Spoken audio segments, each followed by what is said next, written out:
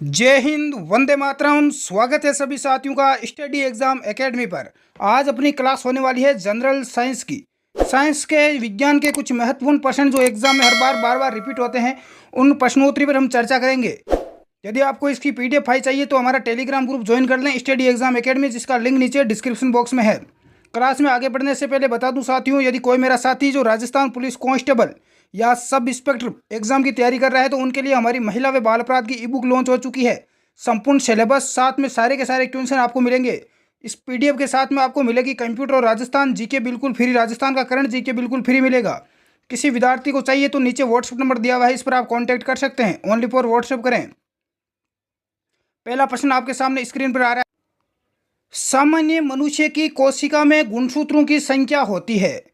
मनुष्य की कोशिका में गुणसूत्र कितने होते हैं? 36, 42, 46 या 52। तो गुणसूत्र कितने होते हैं? तो 23 जोड़ी गुणसूत्र होते हैं। यदि जोड़े में पूछे तो 23 जोड़ी, ध्यान रखना। तो 23 जोड़ी, एक जोड़े में 2 होता है, तो 23 का दुगुना, 2 को गुणा किया तो कितना हो गया? 46 गुणसूत्र हो गए। इसका यहाँ पर सी करेक्ट आंसर होगा। 46, 46 कितने गुणसूत्र होते हैं? 46। सी सभी का करेक्ट आंसर माना जाएगा। अगला प्रश्न देखें, मनुष्य का वैज्ञानिक नाम क्या है? कई बार एग्जाम में रिपीट हुआ है ये प्रश्न। मनुष्य का वैज्ञानिक नाम क्या है? होमो इरेक्ट्स, होमो सैपियंस, होमो हेबिलिस या इनमें से कोई नहीं? इसका करेक्ट आंसर यहाँ पर बी माना जाएगा, होमो सैपियंस। मनुष्य का वैज्ञानिक नाम क्या है? Homo sapiens. यहाँ पर बी सभी का करेक्ट आंसर होगा। क्लास अच्छी लगी हो तो लाइक और शेयर जरूर करें। आगे बढ़ अगला प्रश्न देखें, मरीचिका होने का मुख्य कारण क्या है? मरीचिका यानी प्रकाशीय दृष्टि भ्रम। इसका मतलब क्या है? जब आप धूप में बाहर निकलते हैं रेगिस्तान में, तो आपको बाहर ऐसे दिखाई देता है जैसे ज़्यादा धूप रहती है दोपहर में, तो जैसे कि दूर आपको पानी दिखाई दे रहा होगा, लेकिन जब वहाँ पर जाते हैं तो वहाँ पर हमें पानी दिखाई नहीं देता है। ये इतनी तेज़ धूप के कारण होता है। तो इसका मुख्य रीज़न क्या है? ऐसा हमें क्यों दिखाई देता है? प्रकाश का अपवर्तन के कारण, प्रकाश का विश्लेषण, प्रकाश का पूर्ण आंतरिक परावर्तन या प्रकाश का परावर्तन। तो इसका राइट आंसर यहाँ पर सी माना जाएगा। प्रकाश का पूर्ण आंतरिक परावर्तन के कारण ऐसा होता है। कई बार एग्जाम में रिपीट हुआ है ये क्वेश्चन। आगे बढ़ते हैं अगले प्रश्न की ओर। सूर्य से उत्पन्न हो रही वृत्त परिणाम की ऊर्जा का क्या कारण है? क्लास में आगे बढ़ने से पहले बता दूं, यदि कोई मेरा साथी जो राजस्थान आरएस एग्जाम की तैयारी कर रहा है, प्रारंभिक तथा मुख्य परीक्षा 2022 की संपूर्ण तैयारी आप करना चाहते हो, तो 18 अगस्त से नया बैच स्टार्ट हो रहा है अनअकैडमी एप्लीकेशन पर। विजय पूरी अनुभवी टीम आप देख सकते हैं अनअकैडमी पर। यहाँ पर आपको रिकॉर्डेड वीडियो मिलेंगे, live classes, test series, mock test, सारी जानकारी, पीडीएफ नोट्स वगैरह मिलने वाली है। आपका कोई डाउट है तो आप यहाँ पर पूछ भी सकते हैं। आपको यहाँ पर भारी डिस्काउंट दिया रहा है, राजपाल 10। यदि आप कोड यूज़ करते हो तो 10% का आपको डिस्काउंट मिल जाएगा। नीचे लिंक और संपूर्ण जानकारी डिस्क्रिप्शन बॉक्स में दे रखी है।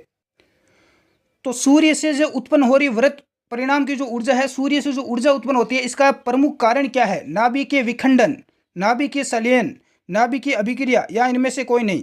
तो इसका जो प्रमुख कारण है, सूर्य से जो ऊर्जा उत्पन्न होती है उसका कारण है नाभिकीय संलयन। नाभिकों का क्या होना? संलयन होना। बिल्कुल भी आप सभी का करेक्ट आंसर माना जाएगा। अगला प्रश्न देखें, दबाव के बढ़ने से तरल पदार्थ का क्वथनांक क्या होगा? जैसे जैसे दबाव बढ़ेगा वैसे वैसे तरल पदार्थ का क्वथनांक क्या होगा? कम होगा, अधिक होगा, इसमें कोई परिवर्तन नहीं होगा या इनमें से कोई नहीं? इसका राइट आंसर क्या होगा? बिल्कुल इसका राइट आंसर होगा अधिक होगा। क्वथनांक क्या होगा? अधिक होगा। ध्यान रखना, एग्जाम में पूछा जाता है दबाव जैसे जैसे बढ़ेगा वैसे तरल पदार्थ का क्वथनांक भी बढ़ जाएगा। भी यहाँ पर राइट आंसर माना जाएगा। नेक्स्ट अगला प्रश्न है, ओजोन गैस किस रंग की होती है? O3। ओजोन गैस किस रंग की होती है? नारंगी, काला, कोई रंग नहीं, या पीला, नीला रंग? तो वैसे देखेंगे तो ओजोन रंग जो परत होती है, ओजोन गैस होती है, इस ओजोन गैस का कोई रंग नहीं होता है। ध्यान रखना, इसका सी करेक्ट आंसर होगा। अगला क्वेश्चन है, साबुन का रासायनिक सूत्र क्या होता है? NaHCO3, NaOH, CaCO3 या CaO? साबुन का रासायनिक सूत्र क्या होता है? तो राइट आंसर यहाँ पर बी हो जाएगा, NaOH। NaOH sodium hydroxide. B यहाँ पर करेक्ट आंसर माना जाएगा। अगला प्रश्न देखें, हैजा किसे फैलता है? पानी, हवा, मच्छर या मक्खियों? हैजा किसके द्वारा फैलता है? फैलाने वाला कौन है? तो हैजा फैलाते हैं कौन? मच्छर। बिल्कुल सी यहाँ पर राइट आंसर होंगे, क्योंकि मच्छर जैसे ही दूषित जो जल होता है, दूषित पानी होता है, उसके ऊपर जाकर बैठते हैं मच्छर। दूषित जल में ही मच्छर पैदा होते हैं, पनपते हैं, और उसके बाद यहाँ से ये मच्छर उठकर किसी दूसरे जगह बैठते हैं और वहाँ पर हैजा को फैला देते हैं। अगला प्रश्न है, निम्न में से कौन सी एक सदिश मात्रा है? इनमें से सदिश राशि कौन सी है? सदिश और अदिश दो नाम आपने सुने होंगे कई बार। गति, समय, दूरी या वेग। गति क्या है? अदिश है। समय भी अदिश है, दूरी भी अदिश है, तो सदिश राशि वेग हो जाएगी। क्या हो जाएगी? वेग। यहाँ पर डी आप सभी का करेक्ट आंसर माना जाएगा। नेक्स्ट, माचिस में कौन सा पदार्थ उपयोग में किया जाता है? माचिस के अंदर कौन सा पदार्थ उपयोग में लिया जाता है? माचिस की जो तीलियां होती है, तो सफ़ेद फास्फोरस, लाल phosphorus, Na, sodium, magnesium. Na का मतलब क्या है? सोडियम। Mg magnesium. तो माचिस में कौन सा पदार्थ उपयोग में लिया जाता है? तो लाल फास्फोरस का उपयोग किया जाता है। लाल फास्फोरस भी यहाँ पर आपका राइट आंसर माना जाएगा लाडलू। आगे बढ़ते हैं। अगला प्रश्न देखें, पानी का क्वथनांक कितना होता है? पानी का क्वथनांक कितना होता है? 80 degree Celsius, 99 degree Celsius, 100 degree Celsius, 94 degree Celsius. तो पानी का क्वथनांक होता है 100 डिग्री सेल्सियस, 100 डिग्री सेल्सियस। सी यहाँ पर आपका राइट आंसर होगा। नेक्स्ट, अगला क्वेश्चन है, क्लोरोफिल कहाँ पर होता है? क्लोरोफिल कहाँ पर पाया जाता है? पत्ती, तना, जाइलम या फ्लोएम। तो क्लोरोफिल किस पर पाया जाता है? पत्तियों पर। कहाँ पर पाया जाता है? पत्तियों पर क्लोरोफिल पाया जाता है। पर्णहरित। बिल्कुल ए यहाँ पर आप सभी का करेक्ट आंसर माना जाएगा। आगे बढ़ते हैं। अगला क्वेश्चन है, ग्लूकोज का रासायनिक सूत्र क्या होता है? ग्लूकोज का रासायनिक सूत्र क्या होता है? C6H12O6। यहाँ पर लिखने में थोड़ी टाइपिंग में थोड़ी मिस्टेक है, ऊपर नीचे है अक्सर, लेकिन इसका सही सूत्र ऐसे लिखा जाता है C6H12O6। ये ग्लूकोज का रासायनिक सूत्र होता है और कई बार एग्जाम में रिपीट होता है। बिल्कुल डी यहाँ पर आप सभी का करेक्ट आंसर हो जाएगा। आगे बढ़ते हैं। अगला देखें, हंसाने वाली गैस कौन सी है? Carbon dioxide, nitrous oxide, nitrogen या इनमें से कोई नहीं। ऐसी कौन सी गैस है जिसको छोड़ने के बाद व्यक्ति हंसता रहता है? तो ऐसी गैस है नाइट्रस ऑक्साइड। कौन सी गैस होगी? Nitrous oxide. भी आपका राइट आंसर माना जाएगा। यदि आप साइंस के स्टूडेंट है या अन्य किसी भी सब्जेक्ट के स्टूडेंट है, आपको यदि नाइट्रस ऑक्साइड का रासायनिक सूत्र यदि पता है तो नीचे कमेंट बॉक्स में आप जरूर बताएं। नेक्स्ट, अगला क्वेश्चन है, कार्बन का शुद्ध रूप क्या होता है? कोयला, ग्रेनाइट, हीरा या चूना। तो कार्बन का जो शुद्ध रूप होता है, इसका राइट आंसर सी हो जाएगा। सी हो जाएगा। कार्बन का शुद्ध रूप हीरा होता है। क्या होता है? हीरा।